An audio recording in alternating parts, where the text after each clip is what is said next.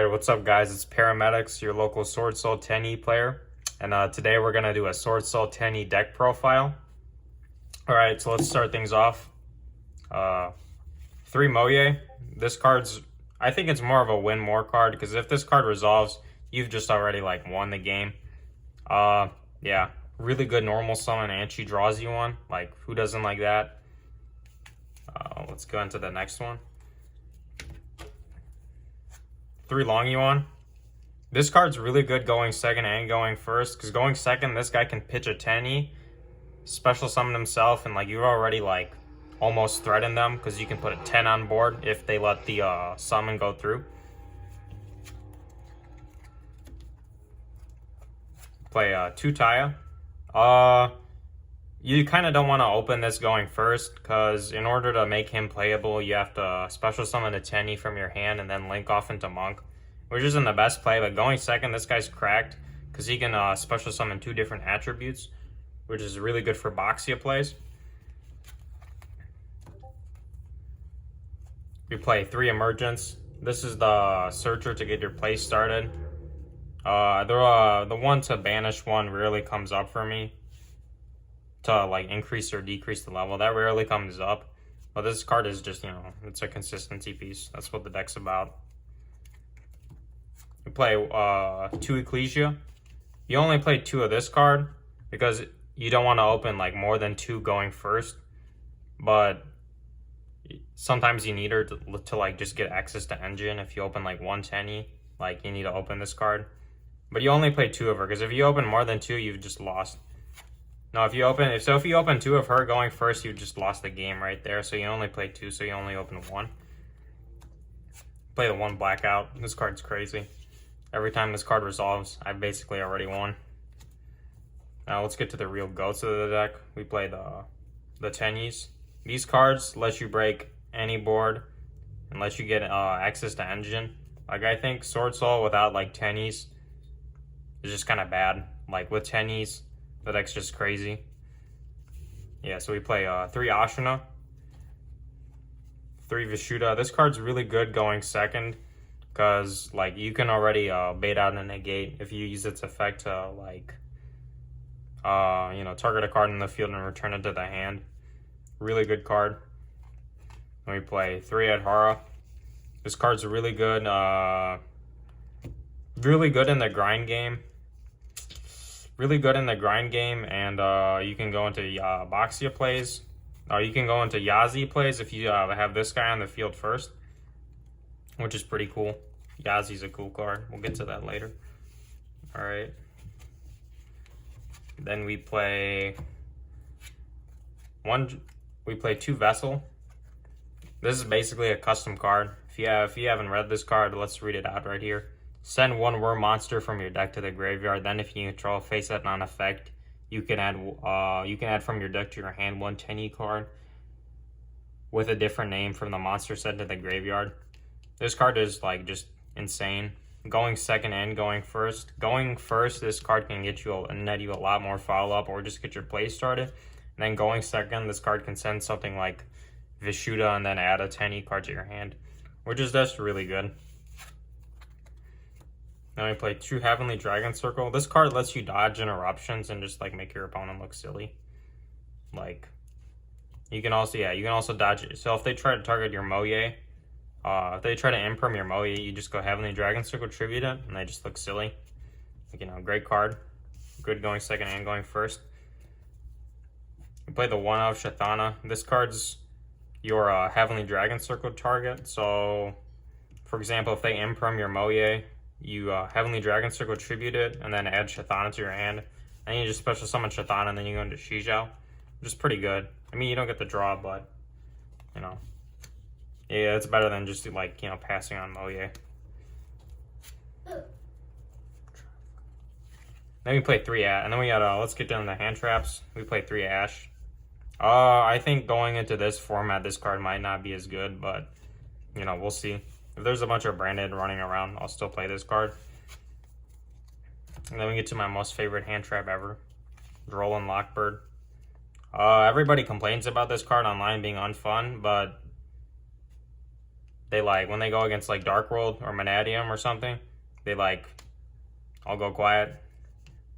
Like, because this card can prevent you from just getting like FTK'd and like it lets you win the duel. Like, I don't know why you would complain about that.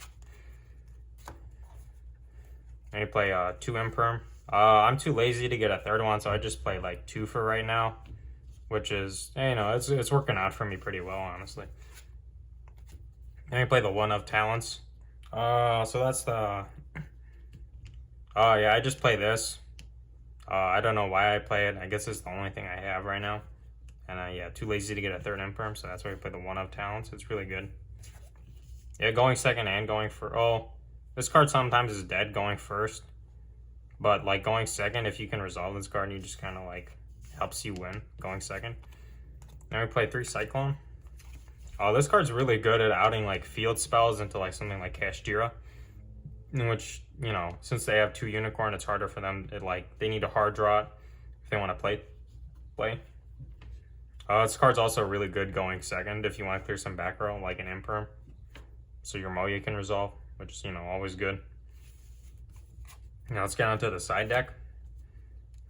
We play 3 Ghost Bell. This card's good into stuff like Branded and decks that need to special summon from the graveyard a lot.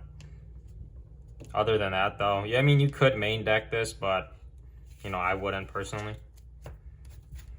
Then we play, so for more going second cards, we play 2 Lightning Storm. You want to play this card into, like, back row decks. It just kind of wins you the game right there.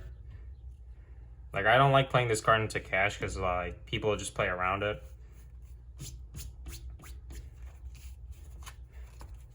And for more going second cards, we play a tribute package. We play 2 Ross Sphere Mode. They told me to grow a pair, so, you know, I listened and I got a pair. We play the 1 Sea Turtle. This guy's crazy.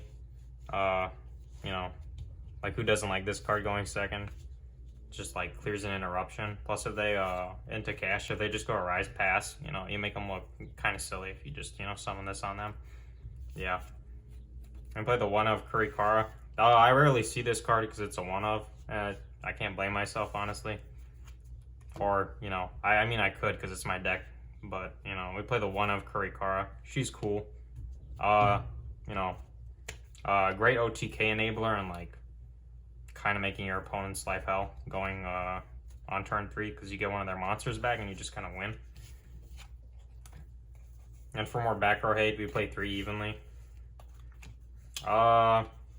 Some people will just like, this card's great. It clears lots of different types of boards that don't have an Omni. I mean, if they cite something like Solemn Judgment, then it's kind of dead, but, you know, it is what it is. But yeah, this card's cracked. You know, clears lots of background monsters. Yeah, and then we play 3 Dark Ruler. You know, Saki 3 of. Not a lot to explain. It's really good going second. And for the extra deck, we play 1 Yazi. This card's really good because it can get your engine going if you have something like the blue Tenyi and a hand trap in hand. Because I've won games just by like special summoning the blue Tenyi and then normal summon Ash. And then I go into this card. And then I special summon Taya from deck. I banish the Yazi from grave and then I just get my engine going and I just kind of win. Which is also always, you know, really nice. Then we play 2 Boxia. This card's really good going second because it can, so if it's synchros, like if this card is synchro summoned up to the number of attributes used for its synchro material, you get to target cards on the field and then shuffle them back into the deck, which is great for baiting out interruptions and just like, you know, going second in general. He also has a second effect where you can target like a card on your side of the field, card in the graveyard, destroy the card on the field, especially the one from graveyard. And, you know, it's just awesome. It's a good good OTK enabler to get more resources out. And we play 2 Shizhou. This card's good. He lets you get access to engine and he's in negate, which, like, who wouldn't want that? It's really good. Really good card. I like playing it. We played one Draco Berserker. This card's good for OT King and just like, yeah, he's just really good at OT King and clearing boards because he has an effect where if he destroys an effect monster by battle, he gains the effect monster's attack and he gets a second attack during the battle phase, which is just kind of nuts. I'm gonna put the one Dragite. This card rarely comes up. It's a spell negate if you have a water in the grave, which is, I mean, if you go normal summon Moye, yeah. I mean, it's also the only card you can make under Gozen, which is kind of, you know, it's sometimes nice to have. Then for the, then we play Chafang. You make this card using Boxia and Adhara. So the reason you do that is because if this card's synchro summoned, like it gains the ability that like for the number of Yangzing monsters used for its synchro summon, like that they can't activate those cards' effects. So this card makes your combos Nibiru proof, and this card also just kills light decks, which is always pretty good. You know, we don't like light monsters. They're usually like kind of weird, like Drytron. And then for the 10s, we play one Baron. If you want to be competitive, you need this card. It's not negotiable, but you only play one because, you know, you're probably only going to go into one. Really good at making the SwordSoul board stronger and making it Nibiru proof, which is always nice.